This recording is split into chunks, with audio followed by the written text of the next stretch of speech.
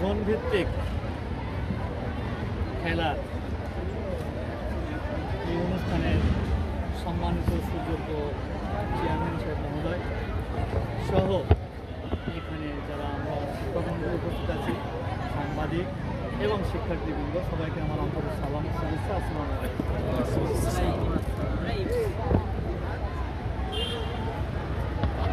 আজকে আমরা জানি যে প্রতি বছরের ন্যায় এই শীতকালীন ক্রীড়ায় আমাদের জোন ভিত্তিক 11টা প্রতিষ্ঠানে এখানে এই ক্রিকেট খেলা অনুষ্ঠিত হয়ে থাকে। সেই সাথে আগামীকাল অ্যাথলেটিক্সের সমস্ত খেলাধুলা আছে, সেটা অনুষ্ঠিত।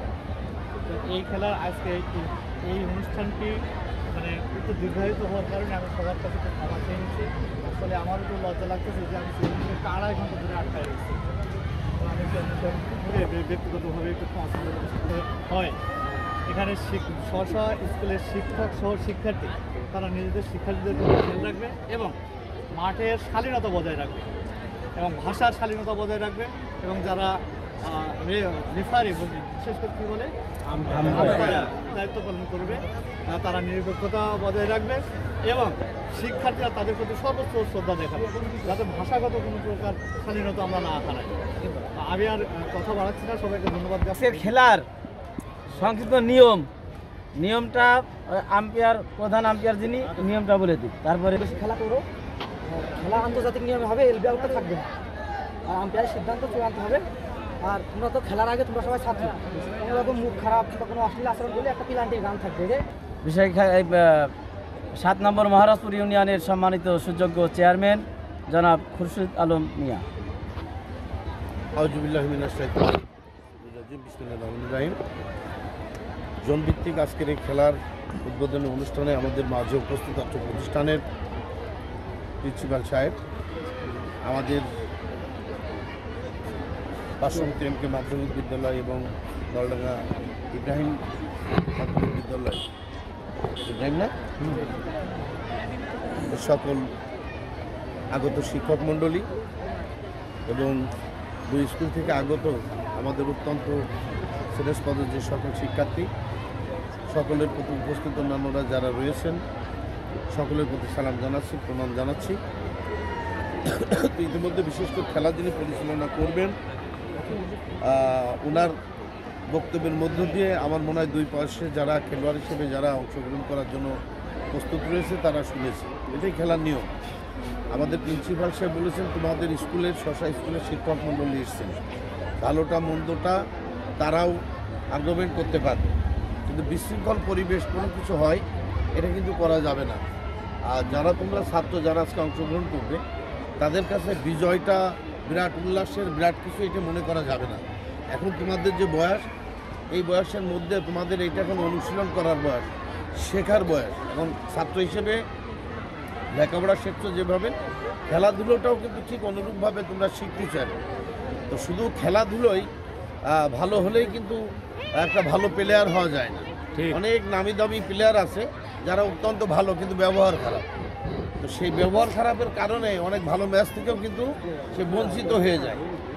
তো যে কারণে খেলাধুলোর পাশাপাশি নিজের ব্যবহারটা মাঠে ভালো রাখতে হবে এবং তোমাদের ব্যবহার আসার উপর ডিপেন্ড করবে তোমাদের ওই প্রতিষ্ঠানের সুনাম, যে তোমাদের শিক্ষকরা তোমাদেরকে কিভাবে তৈরি করেছে। তোমরা তো আজকে হাই স্কুলের লাইফ পার হয়ে চলে গেছো, প্রায় এবছরে হয়তো চলে যাবো, অনেক শিক্ষার্থী রয়েছে, তাই না?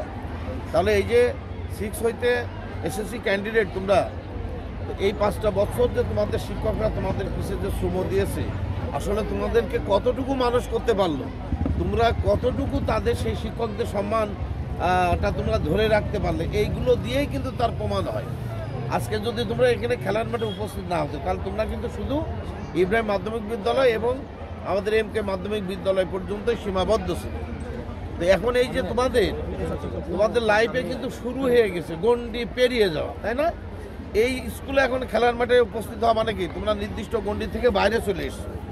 আমরা তোমাদের জন্য দোয়া করি যে আল্লাহ এখান থেকে তোমাদেরকে এরপরে উপজেলা পর্যায়ে, জেলা পর্যায়ে, বিভাগীয় পর্যায়ে, এইভাবেই কিন্তু একজন মানুষের লেখাপড়া বলো, তোমরা এখন হাই স্কুল থেকে কলেজে চলে যাবে, কলেজ থেকে ইউনিভার্সিটিতে চলে যাবে, এইভাবেই তো মানুষ গণ্ডি পেয়ে যত মানুষ তত বেশি জ্ঞান অর্জন করবে। কিন্তু এই জায়গায় সবচেয়ে যে জিনিসটাকে বেশি গুরুত্ব দিতে হবে, এখানে যদি তোমরা কোনো না কোনো পক্ষতেই খেলায় বিজয়ী হবে, তাই না?